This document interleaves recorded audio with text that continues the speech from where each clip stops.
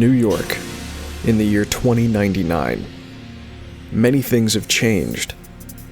On the other hand, there are some things that remain depressingly the same.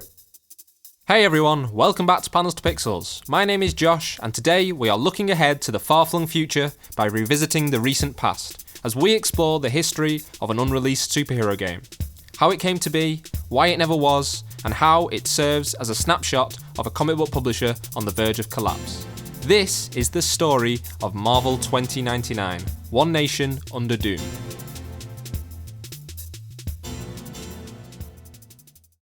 Marvel 2099 was a Marvel Comics imprint launched in 1992 that was originally intended to explore the possible future of the Marvel Universe. First announced by Stan Lee in his Stan's Soapbox column, the project was initially conceived as a single series entitled The Marvel World of Tomorrow, and was to be developed by Lee alongside esteemed comics auteur and bearded blowhard John Byrne. This ultimately changed, however, when the line was expanded out to encompass 4 titles, 3 of which centred on futuristic reimaginings of popular Marvel characters.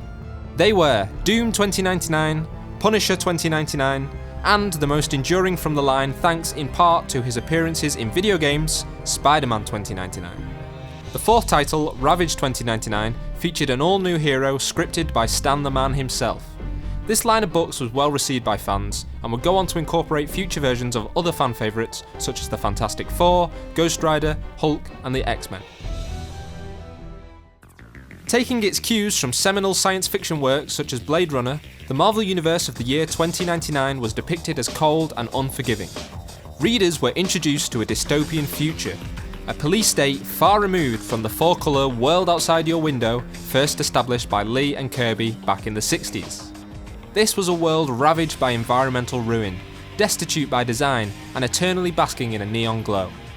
Both Peter David's Spider-Man 2099 and Stan Lee's work on Ravage dealt with highly political themes, satirising corporations and telling tales of corruption and capitalist greed, which is somewhat ironic given what was going on behind the scenes at Marvel at the time, and what would ultimately contribute to the demise of the Marvel 2099 video game. In February 1996, game developer Mindscape announced that they would produce a video game based on the Marvel 2099 universe. Promoted as one of their top 5 games for the year, the game would be released on December 1st, 1996, just in time for the Christmas rush with both Sony PlayStation and Windows 95 versions planned. Mindscape are best known now for developing the first Lego Island game, but at the time they were probably better known for publishing Star Wars Chess. Just kidding, not really. I mean, they did do that, but they weren't known for it.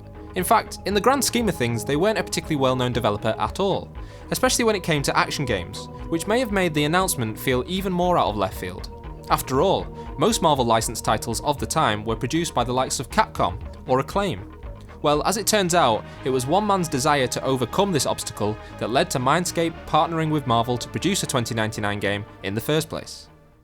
Prior to working at Mindscape, Mark Flipman, who would serve as the executive producer on this title, had been a producer at Acclaim Entertainment, where he had been responsible for licensed games such as WWF, The Simpsons, and all of the Marvel titles, including Spider-Man and Venom Maximum Carnage. Not now, Maximum Carnage! Having developed a good relationship with Marvel during his time with Acclaim, Flipman was keen to maintain contact with the comic book publisher even after his move to Mindscape. Knowing that Acclaim had an exclusive contract that tied up almost every Marvel property for video games, he sought other options, as he explained in an interview about the game. I really wanted to work on another Marvel title, and asked if they had anything that was not included in the Acclaim contract. Their first response was no, but then they found Marvel 2099. I could not believe my luck. A Marvel property that included dozens of Marvel characters, including Spider-Man, Hulk, Ghost Rider, Punisher. Yes, it was in the future, and yes, the characters looked different, but it was full of recognisable Marvel characters. Some looked even cooler in the future, and the main villain, Dr. Doom, was awesome. Marvel 2099 One Nation Under Doom was set to be a 2D action platformer, but with fully 3D character models. The game's character designer, Jeff Bunker, promised an atmospheric title along the lines of Killer Instinct or Mortal Kombat, but with an increased focus on exploration and taking on multiple enemies. The game's advertising proclaimed it would contain as many as 50 to 60 CGI rendered enemies and supervillains, including Anthony Herod and the titular Doom 2099. Some of the other boss characters included the likes of Brimstone Love, Tiger Wild and Blue Max. The game's plot was to be a loose adaptation of 1995's One Nation Under Doom storyline from the comics, in which Doom stages a hostile takeover of the United States and declares himself president. The story was told through impressively rendered cutscenes, with one in particular serving as a recreation of this cover from Doom 2099 issue 29. From his experience working on Maximum Carnage, Flipman had learned that finding a good storyline with multiple enemies and a variety of locations was key to making a successful comic book video game adaptation. As the game begins, players would be allowed to choose from 8 playable characters, with each representing a different 2099 comic title.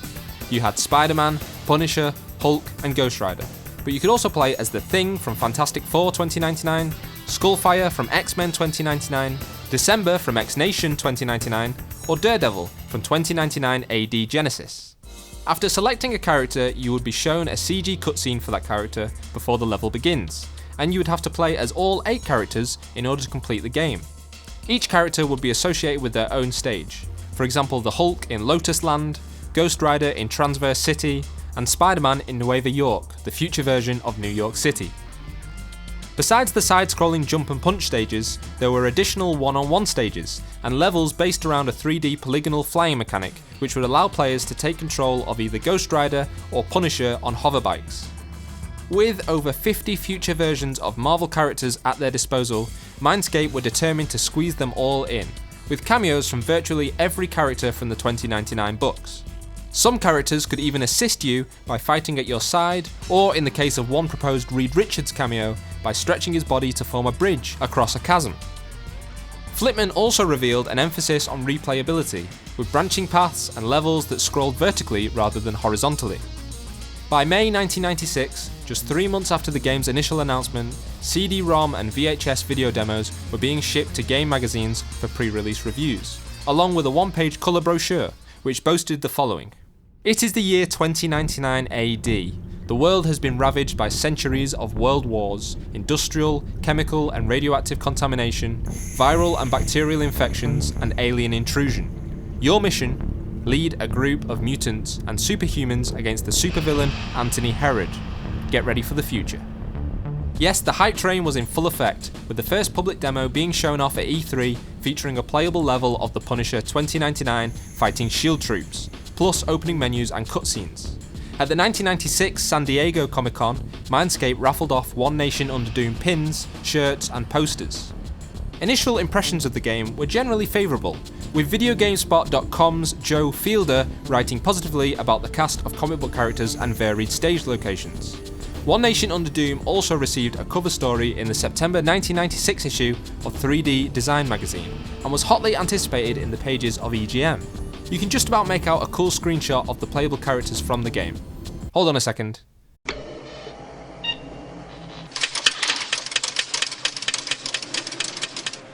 Move in. Stop. Give me a hard copy right there.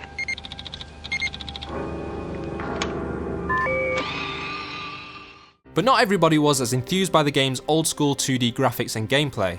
You see, 1996 was a pivotal moment in video games, with the North American release of Sony's PlayStation at the end of 1995, and the Nintendo 64 not far behind.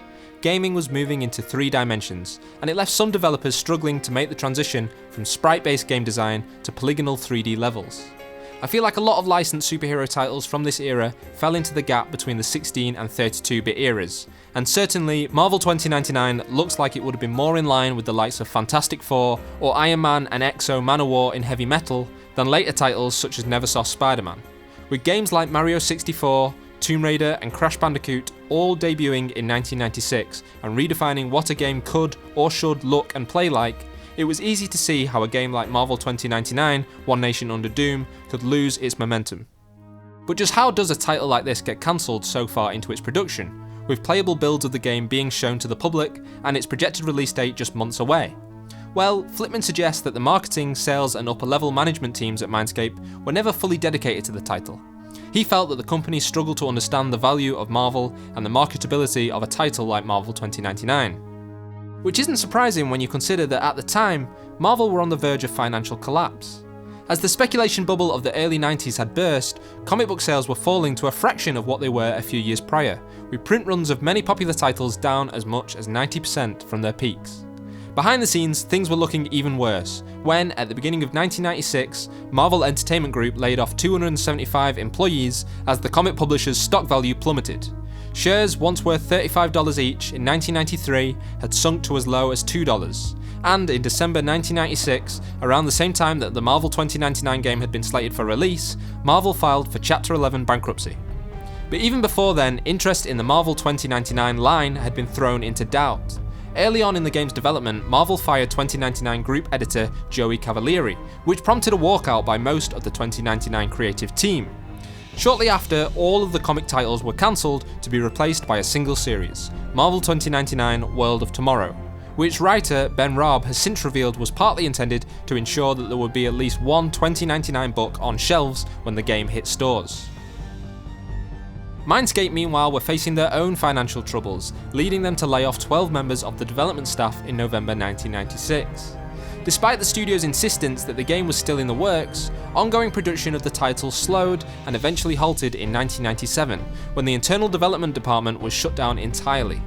Marvel 2099 One Nation Under Doom was never officially cancelled. It was just left to fade away. I guess it didn't feel so good, Mr. Stark? As for Marvel, they were somehow able to bring themselves back from the brink by diversifying their comics output and licensing out the film rights to characters such as Blade, the X-Men, and Spider-Man. As a result of their extended multimedia reach, Marvel entered the new millennium by ushering in a new golden age of comic book video games. But that's a story for another video. The 2099 universe maintained its cult following, and there have been numerous references to it in video games, through unlockable and alternative costumes that depicted the future counterparts of characters like Spider-Man and Ghost Rider. Spider-Man 2099 gained a huge boost in popularity when he appeared as one of 4 alternate universe webheads in Spider-Man Shattered Dimensions in 2010, and then again in that game's sequel, Spider-Man Edge of Time, from 2011. The character has subsequently received 2 more volumes of his title in the comics. More recently, the Marvel 2099 universe and its cast of characters were featured heavily in the story of LEGO Marvel Superheroes 2, with Nueva York even appearing as a section of the open-world hub Chronopolis. Mindscape changed hands several times over the next decade, before officially closing up shop and retreating from the game industry in 2011. It is unknown whether any playable builds of Marvel 2099 One Nation Under Doom still exist. Thank you for watching this video. If you want to see more stuff like this, then you should definitely subscribe to Panels to Pixels, give that bell icon a little ring-a-ding-ding, and I will see you in the next video. Bye bye!